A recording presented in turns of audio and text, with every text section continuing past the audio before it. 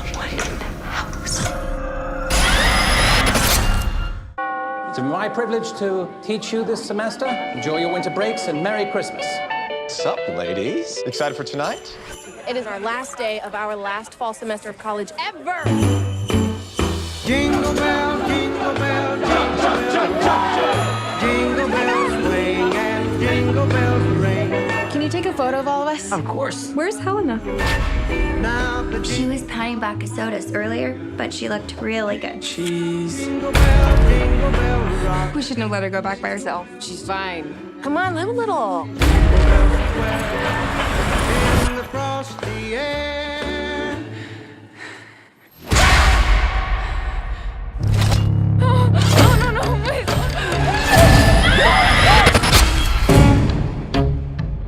Helena hasn't gotten home yet. If I were missing, I'd want you to unleash the bloodhounds and track me down.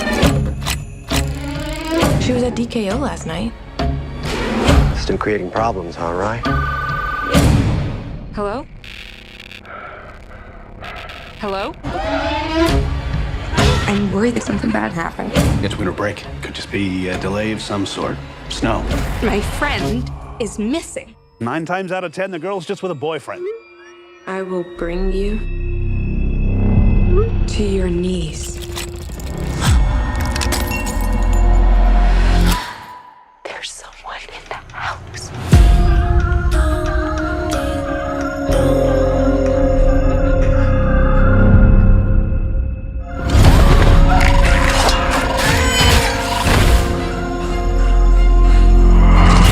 What the? This can't be real. Christmas is here, bringing good cheer to young and old. This school has 200 years of history. Many sacrifices have been made to keep our traditions alive. You're all insane.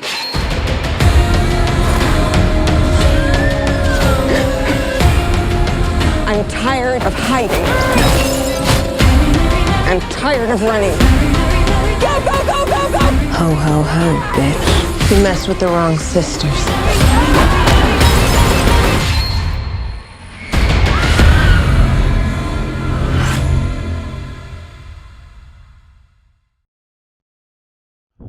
Hello, everyone. I am Sean, and welcome to my Horror Corner. As always, let me just begin by thanking you for watching my video today. I really do appreciate it. And for those of you who have subscribed to the channel, thank you so very, very much. Your support means so much to me, and it's very encouraging, and I just really do appreciate that. So thank you. Um, I don't know how to express that. It just really does mean a lot to me.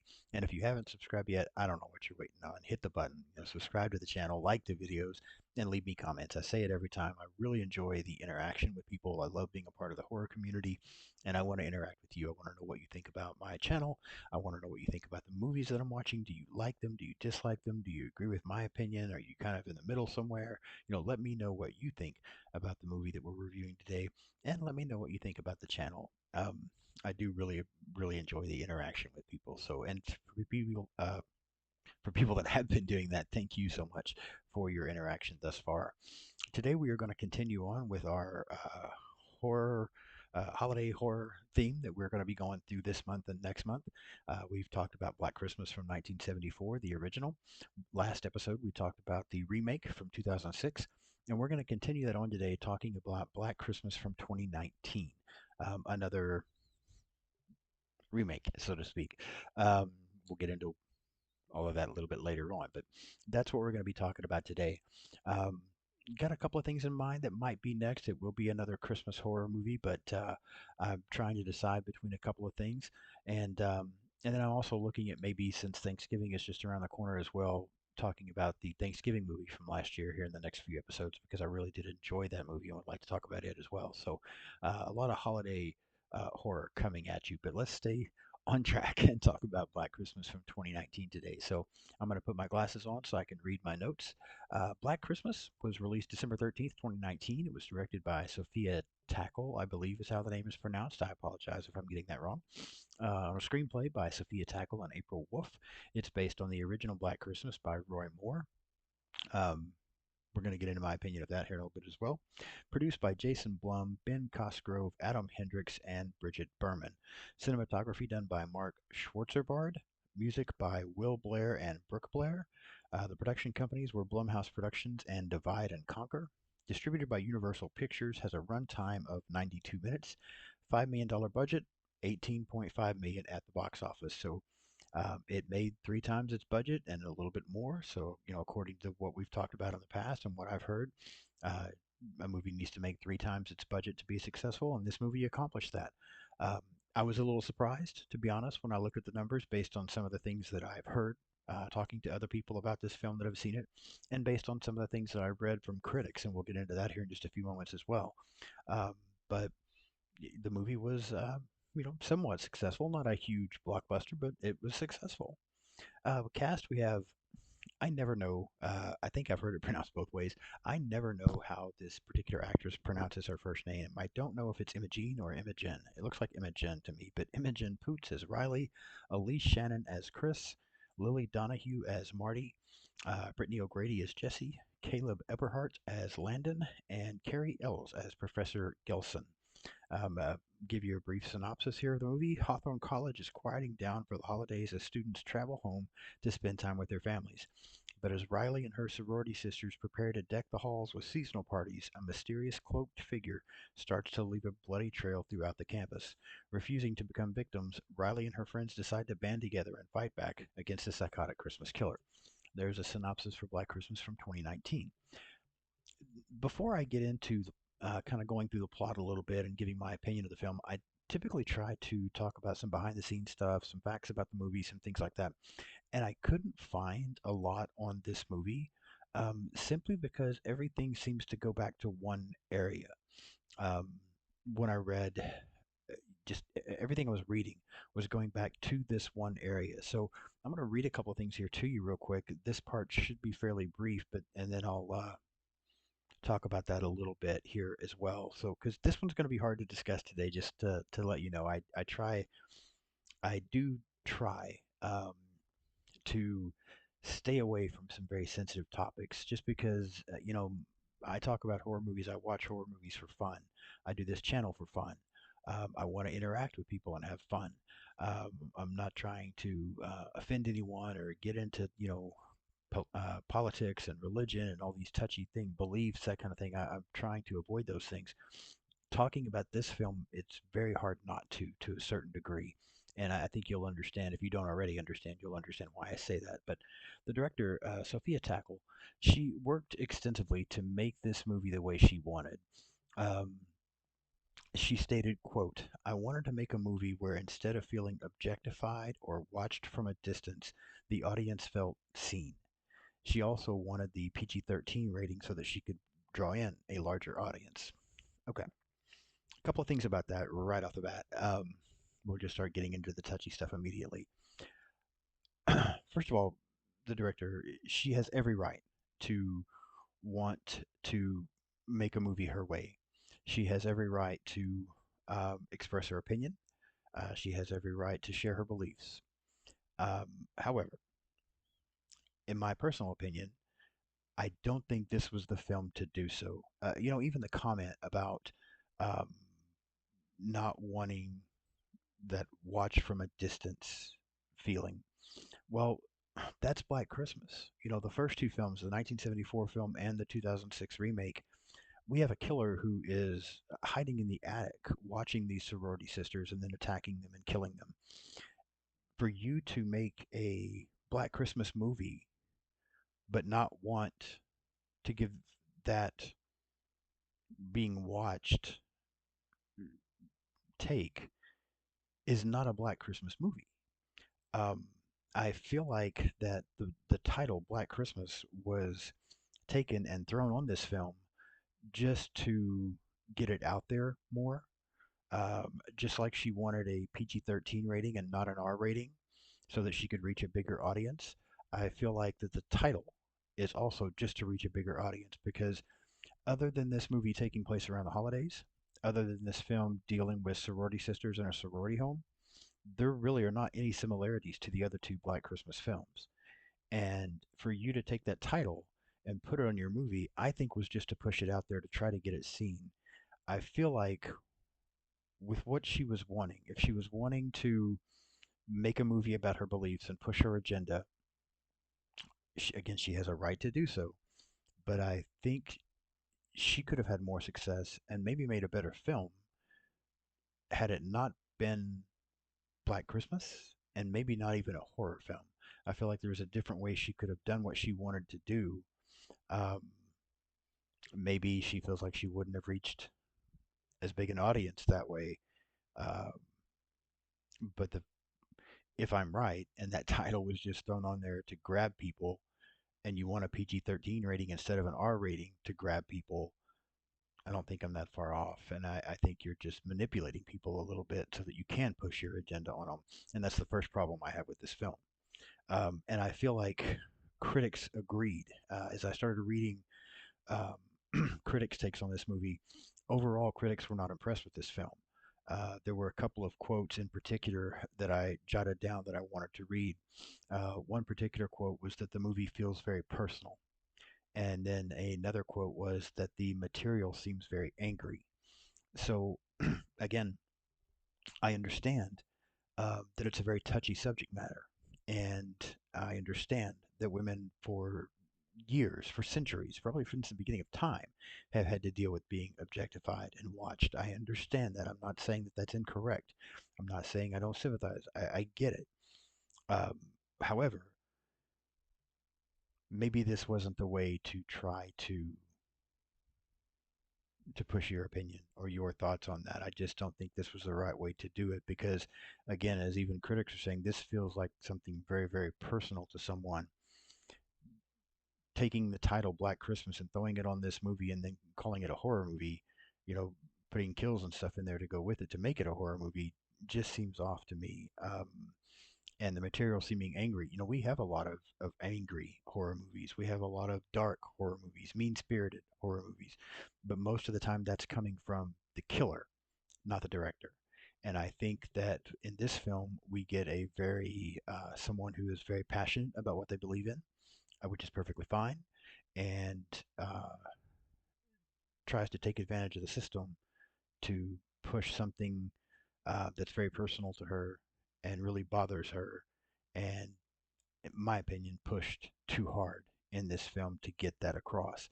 I don't think I'm alone in thinking that. I'm sorry if I offend anyone by saying that. That's just my opinion. Um, but I feel like I've listened to a lot of horror movie podcasts. I've heard some of them talk about this film. Um, I've listened to other people. I've talked with other people who have watched this movie, men and women, and they all feel like that it tried too hard to push an agenda in this film, and it took away from the movie somewhat. And I 100% agree. Now, all of that being said, there are some good things about the film as well. So let's go through the plot, and I'll kind of break some things down and give you my opinion as we do that. So we open up in this film with a female college student walking home or back to her sorority house, and she's being stalked. She's being tormented. She gets this text message by this masked individual who, after a little bit of cat and mouse, eventually catches her and kills her. Um, there's nothing spectacular in this open. There's nothing mind blowing. There's nothing that's just absolutely incredible, but it's still sufficient. It's even it is different a little bit than the other Black Christmas films because in the other Black Christmas movies, just about everything that is happening is taking place in the sorority house or at least right outside the sorority house. Whereas here we have, this girl walking. Um, yes, she's headed back to her sorority house, but it's just a different kind of attack. We also see the killer early on in this film, where you don't actually get that. I don't believe in the others you get more of a like a POV from the killer, but you don't see them as much as what you see here. So you can tell it's a little bit different, and that's fine. And the first time I saw this film, that did not deter me. I was like, okay, that was fine. It was a sufficient opening. Uh, Good kill. Good little cat and mouse thing there. Not a bad opening.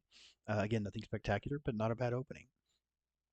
Um, and then we are introduced to Riley, and we find out that Riley is dealing with PTSD after she was raped by someone named Brian, who is a fraternity president there at the same college, that Hawthorne University. Um, she's really struggling with this. At the same time, her sorority sister Chris has really stirred things up and has angered this fraternity as she has filed two petitions. One, she has filed a petition to have the bust of Calvin Hawthorne, who is the person who founded the university, removed. And then she also has filed a petition to have one of the professors, Professor Gilson, to be fired because he has refused to teach books written by women. Um, so again, uh, right off the bat, this film has quickly jumped in, and you see the agenda of the film and where it's going. We have one woman who has been tragically raped, horrible, PTSD, perfectly understandable. We've introduced this character, and we've introduced someone else who is also frustrated with men, wants Calvin Hawthorne's bust removed, and wants his teacher fired. So early on in this movie, you see the agenda and you see where we're headed. Um, the girls then go to a talent show. Now, this, I will say, is actually probably, um, well, they go to the talent show, and Riley finds one of her other sorority sisters, Helena, um, who has had too much to drink, and she is about to be sexually assaulted by another one of the fraternity brothers. Riley is able to save her. Uh, and then Riley and her friends get ready to perform a song there at this talent show that's being held at this frat house. This particular scene, I will say, is actually one of my favorite scenes of the movie. I think it's funny. The way they do the song is very humorous. The way they take shots at the frat boys and the behavior that they have is good. It's very humorous. So I'm not saying that I have again an overall problem with what the movie is talking about. I'm just saying I think it was pushed too hard. But I thought this scene worked. I thought that scene was very comical. I thought it was good. I found myself, really enjoying this scene, loving the things that I don't want to give everything away, but you know, the lyrics to their song and the things they were saying and calling the frat boys out was very good, and then watching the people react in the audience was also very good. So I enjoyed this scene. Um, yeah, it's a fun scene. From there, though, um, things start to pick up as far as the pace, and we kind of start to get into um, more of the horror type movie like what we got for the opening.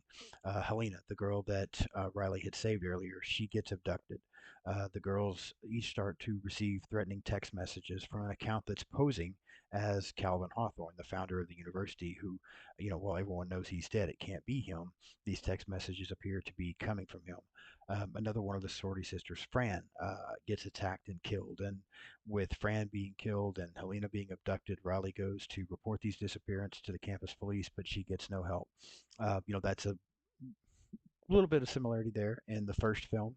The girls do go to report missing girls to the police, and initially it doesn't look like they're going to get help until one of the lieutenants steps things up and starts helping them out a little bit. So there is a little bit of a similarity there to the first Black Christmas film. Um, Later that night, the girls then get attacked there in their sorority home. And Jessie, one of the sorority sisters, Marty, another sorority sister, and Marty's boyfriend are all killed by this attacker. Um, Riley manages to kill the attacker, but then a couple of more show up in this same hooded outfit. And so we now get that, okay, we have more than one killer going, here. Um, Riley, though, and Chris are able to escape and get away to try to. They have a little bit of a disagreement now, though, because Chris wants to go to the police.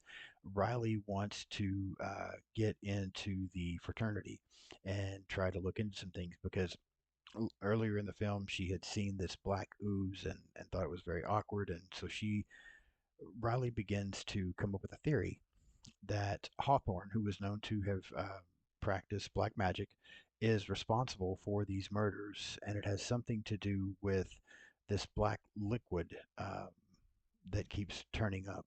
And she believes this liquid is possessing the frat boys or something, and she wants to investigate that matter. So she gets a gentleman named Landon, who we've been introduced to back at the uh, talent show and seems to be crushing on Riley a little bit. She gets him to help her get into the frat house while Chris is going to the police.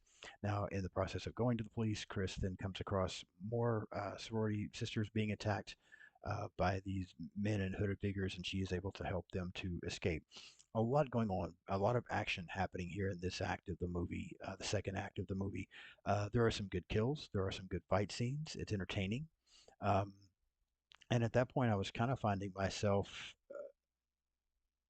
enjoying the film enough that the things that had bothered me or the things that I thought were trying to be pushed um, kind of left my mind because now I'm actually just enjoying the film. Because again, I don't watch, maybe I'm different, but I don't watch horror films for um,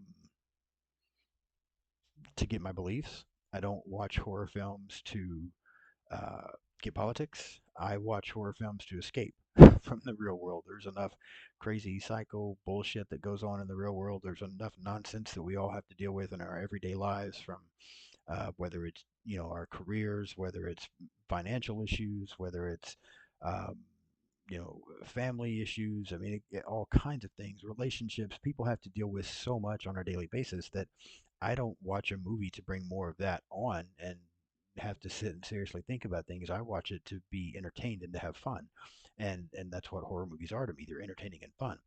And with this second act, there's so much that's going on. It was helping me to do that a little bit.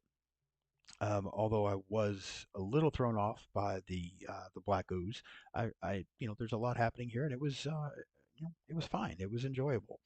And then as we get to the third act of this film, at the frat house, as Landon has helped Riley get inside, but then the frat boys they get a hold of Landon, they force him to join them, and they end up knocking Riley out. And then when she wakes up, she is restrained by Professor Gelsum and the rest of the frat boys. And Gelson then begins to reveal her that this black liquid is part of a Hawthorne spell. We discover that Riley's thought process was correct, and that this Hawthorne wanted women to be controlled, and this black ooze is supposed to help do that. And it also guides these boys, the frat boys, into killing the women that they feel are unruly. Um, we very quickly get back into trying to deal with and push the agenda of the film here. Um, we also find out, however, that Helena has been secretly working with the frat boys so that when she was abducted, she wasn't actually killed, but she's been secretly working with them, trying to help them and give away the location of the girls so that they could be attacked. Um, However, the sorority boys turn on Helena. They end up killing her then. Um, but just when it seems like they're going to kill Riley, Chris and the other girls that she has saved earlier show up and attack the frat. And then again, we get a lot of action going on. Riley kills Brian. Chris sets Professor Gelson on fire. The entire frat house goes up in flames. The girls are able to escape and lock the guys, all of the frat brothers, inside so that they can basically burn to death. And that's the end of the movie. That's Black Christmas from 2019. So again, a very action oriented ending, a lot going on, a good scene. There was some entertainment there. Um, but the black ooze coming from the bust and then possessing these people to try to fulfill what this university founder years ago had wanted really didn't land for me. It really took away from the film, in my opinion, because there had been things about the movie that I wasn't overly fond of, but there had been things about the movie that I enjoyed at the same time. So it was kind of a back and forth thing while watching this film. And then the ending with the ooze and what was going on, um, it was it took me out of it completely. And I remember I was watching this movie the first time I saw this film. I was watching it with my son, one of my sons, and he's not a huge horror fan, but he watches some occasionally from here and there, and he made the comment he had seen. I don't think he's ever seen the original from 1974, but he had seen the remake from 2006 and thought it was not bad. Um, when we watch this one and all of that happened at the end, and we find out this black ooze is, what's responsible for everything, my son looked at me and he just said, "That's stupid." And I 100% agree. I mean, that's a pretty good take on the end of this film. That was stupid. That the whole black ooze thing just really took me out of the film, and again separated this to where it's so it's not a Black Christmas movie. I mean, that's what I find myself thinking again. Um, we've changed this up so much, and maybe that's okay. I mean, maybe that is just my take on it, and it's my opinion. And I mean, what the hell do I know? I'm a 52-year-old man sitting in his bedroom, you know, talking about horror movies. I don't know anything. I get it. I'm a nobody. But for me, as a horror movie fan, and as someone who really enjoyed the original from 1974, and then loved the remake from 2006, the pushing of an agenda in this film, and then the black ooze really, really hurt this movie.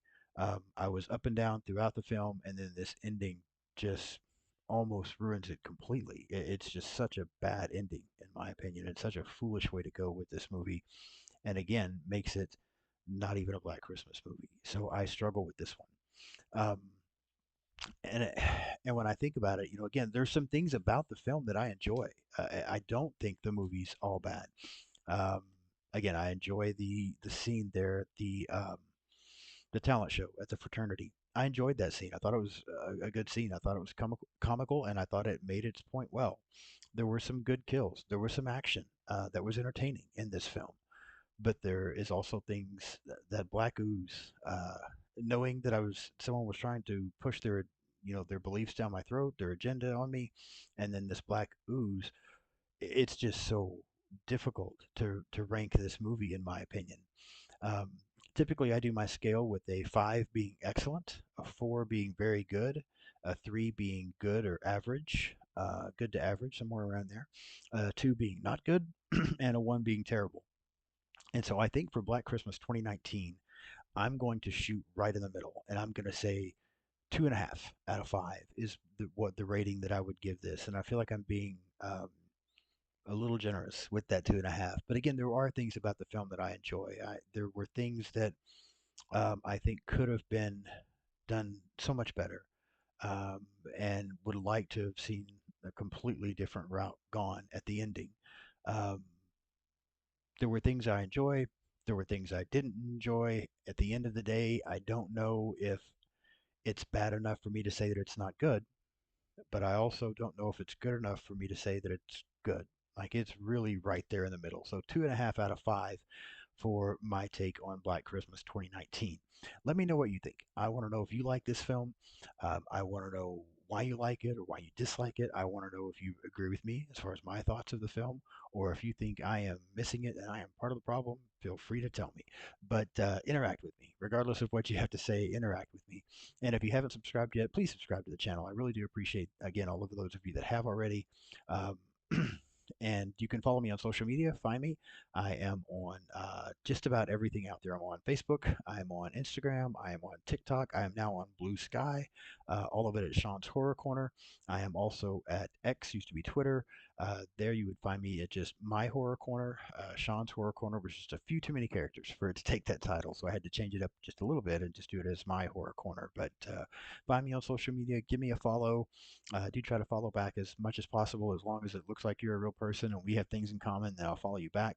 Um, but yeah, follow me on social media. Let's interact there. Uh, Subscribe to the channel. Leave me comments. Let's interact here. And I will be back very soon to discuss some more holiday horror with you. And one more thing I want to say before I close out. Not next episode, but hopefully the episode after that.